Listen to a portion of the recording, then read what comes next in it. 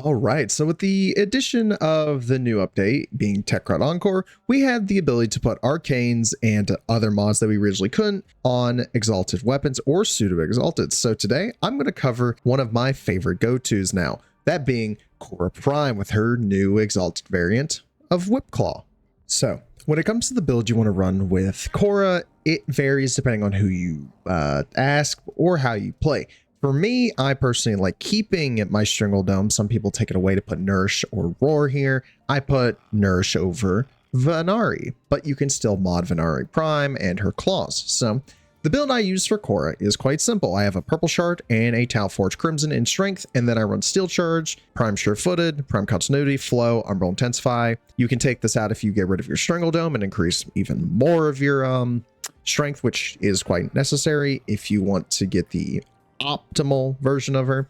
Rolling Guard instead of Adaptation, since I find it a little bit more useful. Archon Stretch, this will make sense in a little bit. And Augur Reach for more reach, but also shields when I use an ability, because she's a very heavy ability spammer. Multi Augmented for more ability strength. Arcane Avenger, because since I have that Purple Shard, I don't need Energized, but if you want, run it.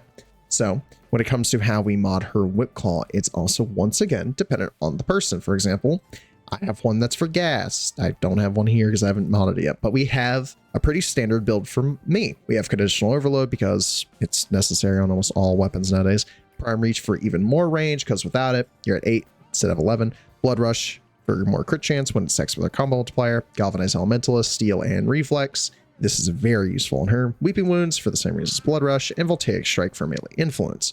Now, why do we use Galvanized Reflex? We're not getting the heavy attack efficiency. Well, a melee kill, we get 20 initial combo for 20 seconds now, stacked 4 times. Well, we're getting kills often. We will not have to worry about losing our combo instantly because we'll be at a 6 instead of a 12, and it's not hard to get back up to a 12 using Whipclaw and melee influence. So we're going to test it in the Simulacrum, and then we'll take it to a Steel Path mission, going against either the Skuldra or the Infested. So let's test it out real quick. So while this may not be the Skuldra, these are still 195 Steel Path enemies, and as you see, my Venari and my Talana do a lot of damage, but when we whip, it hits a lot of people thanks to melee influence, and as it gets higher and higher, it hits harder and harder. But you don't usually just whip it by itself. You usually use it with mixtures. So what we have is a Epitaph and Viral. I'm not going to shoot first. We're first going to proc Nourish and then pull the enemies together. Why am I pulling them together? Well, that's all in Khora's kit. And as you see, it hits ridiculously hard. But once again, we're using Accumulating Whipclaw. So what happens if I mix Viral, Accumulating Whipclaw, and on top of all that, some elements? Well, that happens.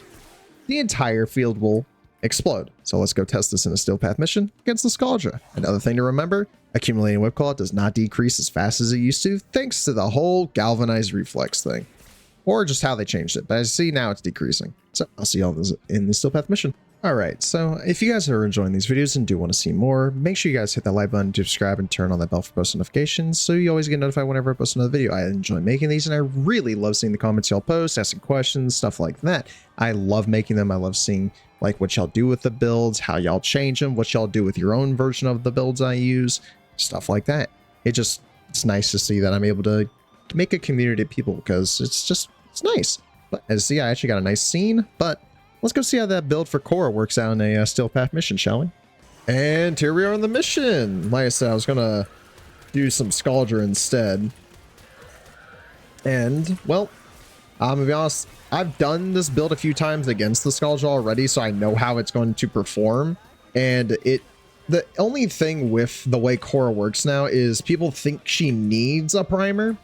You really don't, because as you can tell, oh, I missed. With just me hitting my Whipclaw by itself, there's just the Viral from Nourish and Electricity proccing. But even without Nourish on, you're going to be proccing Electricity, Splash, Puncture, stuff like that on all the enemies. But if you really wanted to use a primer, you can. It's why I do have my Epitaph with me to show it does help, but it's not required. You could also use things like a Panzer Phyla, a Hound that I have a video that I made about my Hound. The build hasn't changed much, so you could probably still use the same build. It still kills Steel Path enemies. It hits really hard too. And as you see, I'm hitting really good crits thanks to using Blood Rush, and thanks to Galvanized Steel, I didn't have to build for crit damage. It's built into it. The only other thing is you can't really break these little like pustules on the sides, so you kind of have to go and attack them yourself. I'll just use my Latron. But if y'all actually want to see an updated Latron build as to why I'm hitting such amazing crits, by the way, do tell, and I will obviously make that into a video, because I really do like using my Latron. I mean, just watch. Look at that. I don't even really have to aim at them when we're hitting mega crits. Like, look at that. Wow. But look, as you see, build works phenomenally against these guys. And I'm not really having to worry about energy thanks to the whole Archon stretch. I also have, what is the word? Nourish. So if I pick up any energy, I can get more of it. I also have my purple Archon shards. So any health I pick up, I'm also getting it back as energy. And it's an endless cycle of never having to worry about energy. And I'm able to just spam my Whipclaw. Now, how does it compare to an Archon? Well, that's all depending on which Archon you get. If you get the one that disables stuff, you're not going to be able to do anything against it. But we'll find out when the Archon spawns. So I'll see y'all in 3 minutes. All right, the Acolyte is about to appear. Now, the only enemies that have really lived this has been that guy over there, the Defiant, I think is what it was. And there goes Angst. Him, the Dedicant. They are just so resistant to, what is it? Ability damage that it's hard to kill them with ability damage. That's why you usually see me swap to weapons when doing a showcase on abilities or something, because they're so tanky to abilities. But I saw that 170 Acolyte died really quickly. Now I usually do my tests on 195s, and so these enemies are a little weaker. But if you continue doing missions like this, they eventually do get stronger, or you could go against the Murmur. And I have a gas build as shown. It works quite well against the Infested. So if you wish to use the Infested, the Tekrot and the Infested. So if you wanted to, you could use that. And as you see, thanks to how accumulating Whipclaw works, well, we're just hitting really good numbers. Oh, and there's the tanky one again. Come on. You know what? Let's try it. Whack. Okay, it works. You just have to prime him, it seems. But as you saw, we did quite well. The Acolyte is already dead, so I will see y'all back at the back room so I can give my final thoughts on how the changes to how her pseudo Exalted work. So I will see y'all there. All right, well, we are back. That mission is always fun. I really like fighting the Scourgers. So what do I think about the changes to all these pseudo Exalteds? And well, normal Exalteds. Well, they're a phenomenal change. I do love the fact that we are now able to use arcanes and able to manually mod them ourselves. So people like Garuda, Khora, obviously, we just went over her. Other ones like Dante can now have arcanes. Sight can have arcanes. Gara herself now has an entirely moddable burst ability. Excalibur Umbra or Excalibur Prime or normal Excalibur, his blade is now even better because now you can put an arcane on it and change how mods work.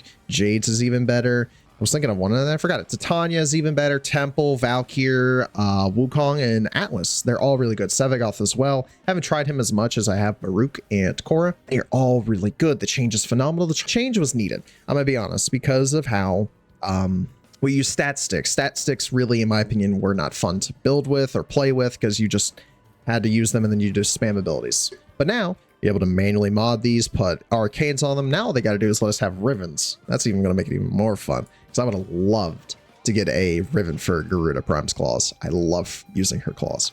But if y'all want to see more videos like this where I cover the other ones and how you should build them, do tell me down below in the comments section. And make sure, once again, hit that like button. Do subscribe and turn on that bell for post notifications so always get notified whenever I post another video. I'll see y'all in the next one. Peace out, everybody.